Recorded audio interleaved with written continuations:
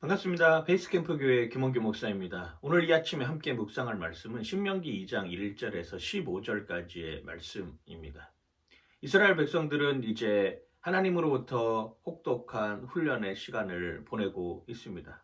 가데스 바네아에서 다시금 광야길로 홍해길로 돌아가는 여정을 선택할 수밖에 없습니다. 왜? 그들은 하나님을 믿지 못했기 때문입니다.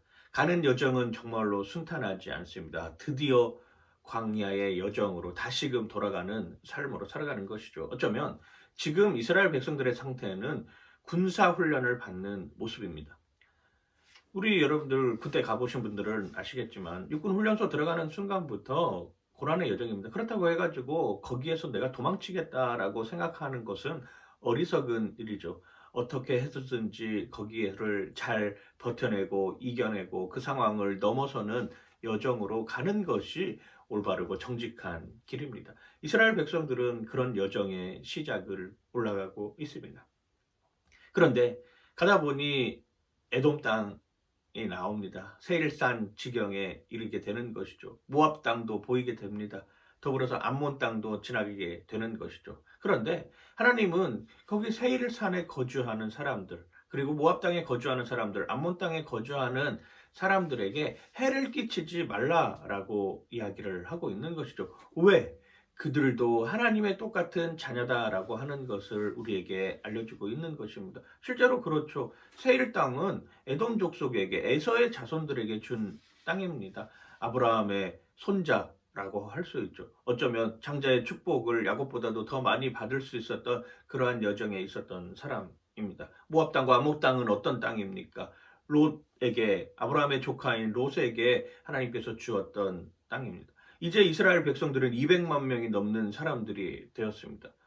세일산에 살고 있는 에돔 족속이나 모압 땅이나 암몬 땅 족속들은 두려웠을 것입니다. 이 200만이나 되는 어마어마한 사람들이 지나간다는 소식으로도 그들은 두려워서 떨고 있습니다. 그때 하나님은 이스라엘 백성들에게 단호하게 이야기를 합니다. 너희들 그 땅을 지나가는데 그 땅 탐하지 말아라.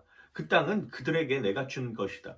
그들은 어쩌면은 내 편에 있을 때는 아픈 자식이다라고 하는 것이죠. 우리 그런 속담이 있지 않습니까? 열 손가락 깨물어 안 아픈 손가락 없다. 오히려 잘 나가는 아들보다도 그렇지 못한 아들에게 더 마음이 가고 더 사랑이 집중되는 것이 부모의 마음이라고 하는 것입니다.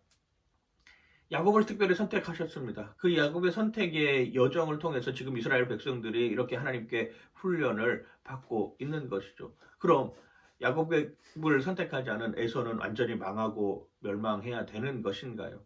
아니라고 하는 것입니다.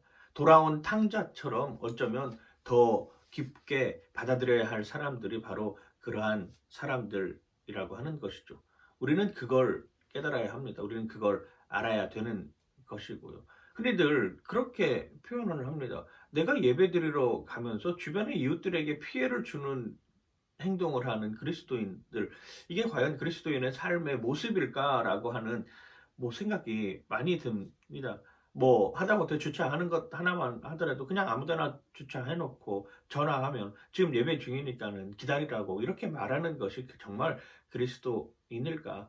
우리는 이웃을 배려하는 사람들로 살아야 됩니다. 우리가 지금 종교적으로, 교회적으로 너무나도 힘들고 어려운 여정으로 살아가고 있는 것은 맞죠. 그런데 아예 예배를 드리지 못하게 하는 이런 요소들, 십자가를 아예 없애게 버리겠다고 하는 이런 탄압의 시대는 아닙니다. 우리는 어느 곳에서든지 충분히 모여서 예배 드릴 수 있고, 이곳이 아니면 다른 곳에 가서라도 충분히 예배 드릴 수 있는 여건을 가진 사람들이죠. 이런 때 우리가 해야 될 일이 무엇입니까? 똑같이 비난하고 똑같이 싸우고 똑같이 정죄하고 똑같이 불편해라 하는 모습으로 사는 것이 아니라 어쩌면 오늘 본문에 나와 있는 것처럼 거기를 지나가는데 너희들 네 돈 가지고 먹어라. 그 사람들에게 먹을 거 달라고 하지도 말고 그 사람들에게 무언가 요구하지도 말아라. 그냥 너희들은 네 갈 길을 행하면 된다. 하나님의 백성으로 선택받은 사람들은 그냥 다 잘 되는 길입니까? 아니죠. 어쩌면 연약한 부분들을 들어서 사용하심으로 말미암아 하나님이 더 풍성한 사람으로 만들어 주시는 그 여정에 우리는 속해 있습니다. 우리는 지금 은혜의 길, 사랑의 길을 걸어가야 되는 것이죠. 하나님이 이스라엘 백성들에게 다시금 광야길로 돌아서서 그들의 여정의 삶을 시작하는 이때, 어쩌면 지금 오늘의 상황도 그러한 때로 달려가고 있는 것입니다. 우리는 그걸 기억해야 됩니다. 하나님의 자녀가 아닌 사람은 없습니다. 누구나가 다 하나님의 자녀라고 하는 그 생각을 가지고 이 사람도 돌아오게끔 만드는 여정을 내가 내 스스로 만들어내는 것, 그것이 신앙생활의 첫걸음일 것입니다. 내 주변에 있는 이웃들에게 넉넉한 사랑을 전하여 줄 아는 여러분들 되시길 주님의 이름으로 간절히 축원하고 축복합니다. 파이팅!